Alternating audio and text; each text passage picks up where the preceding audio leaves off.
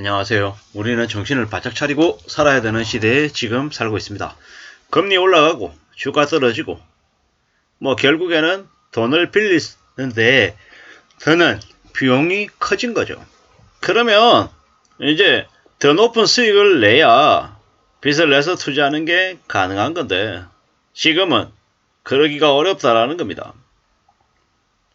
과거에는 대출을 내면 이자가 2%대, 그러니까는 수익을 한 4%, 5%만 내도 차익이 낮기 때문에 빌려서 투자를 하는 게 이용하다라는 이제 논리가 이제 적용이 됐던 거죠. 지금은 반대다. 지금은 어렵다. 라고 생각하고 대출을 아주 멀리, 저 멀리 생각하는 게 좋겠습니다. 우리가 살면서 불가피하게 빚을 내야 될 때가 있습니다. 근데 그 빚은 언제든지 감당할 수 있을 때, 괜찮을 때, 무리가 없을 때, 그때 대출을 내는 게 좋겠습니다. 살다 보면 돈이 없어서 빌리는 경우가 종종 있습니다. 근데 이제 돈을 빌릴 때 많이 서글프죠? 왜입니까? 이자를 내릴 때 그 이자 부담이 너무 커서, 그리고 언제 원금을 갚을 수 있나 이런 생각들 때문에 좀 깝깝해 하는 거죠.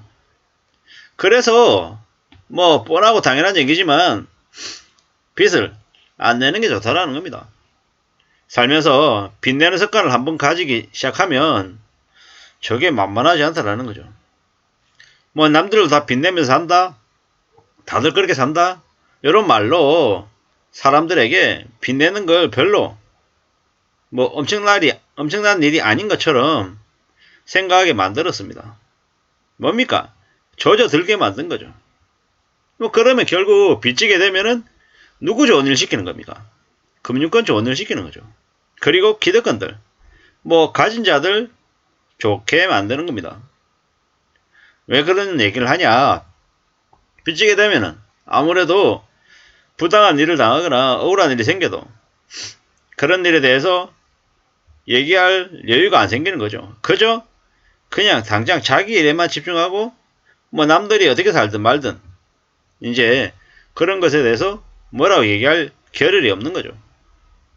그러다 보면 결국 기득권들, 그들이 원하는 대로 아마 살 것 같다라는 거죠.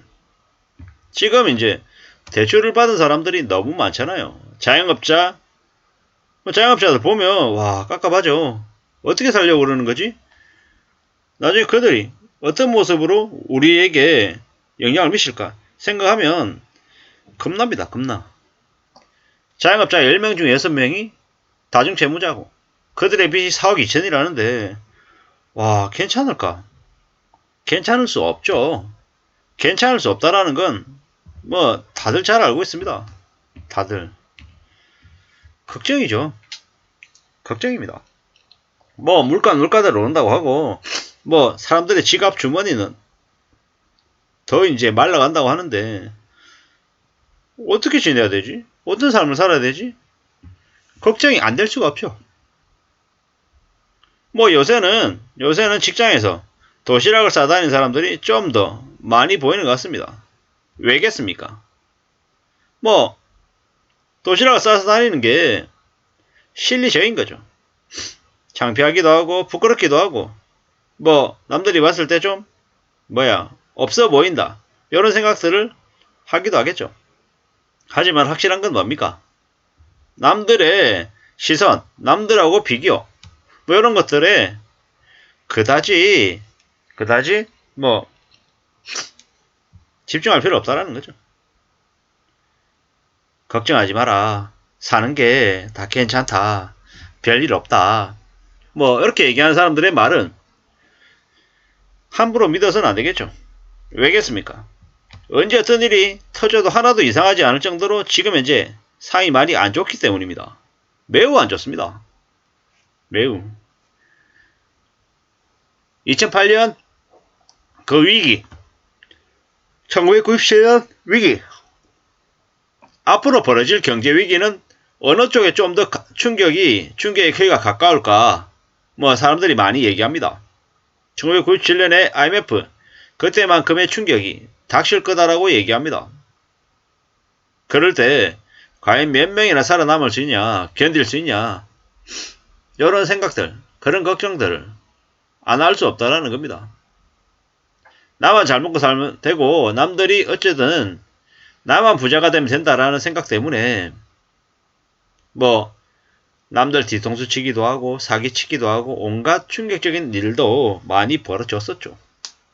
뭐 그러한 것들 때문에 좀 더 삶이 세상이 더 험악해지기도 한 것 같습니다. 두고 봐야죠. 앞으로 어떨지, 어떤 마음, 어떤 생각을 가져야 될지 이제 많이 이제 생각하게 됩니다. 결국 확실한 건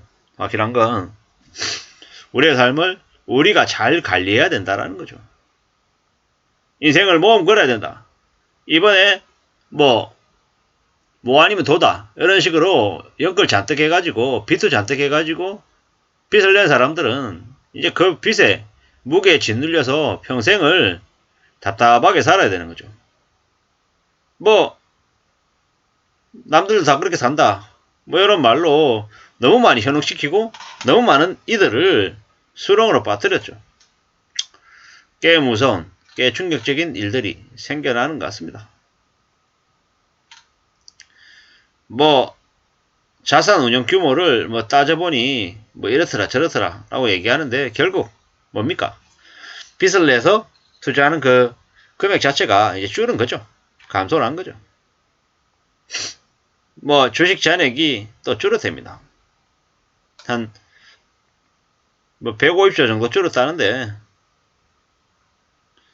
뭐 더 줄여야겠죠. 더 앞으로 뭐 채권도 계속 늘어난다고 하고요. 뭐 계속 두고 봐야죠. 계속 두고 봐야 됩니다. 채권은 늘어나고 주가는 떨어지고 대출금리는 올라가고 뭐 이러다 보면 이제 어떻게 살아야 될지 어떤 모습으로 운영하면서 지내야 될지에 대해서 조금씩은 저러한 상황들이 우리에게 알려주는 것 같습니다. 결국은 누가 대신해 주는 거 없다. 힘들고 어려운 상황을 헤쳐나가는 데는 오직 내 스스로의 관리, 대응, 바뀌다라고 생각하고 지내는 게 좋겠습니다. 함부로 뭔가에 기대감을 갖는 건 좀 어리석은 행동이다. 라는 말씀을 좀 드리고 싶었습니다. B2 시대가 끝났다. 라는 걸 말씀드리고 싶었습니다. 이상입니다.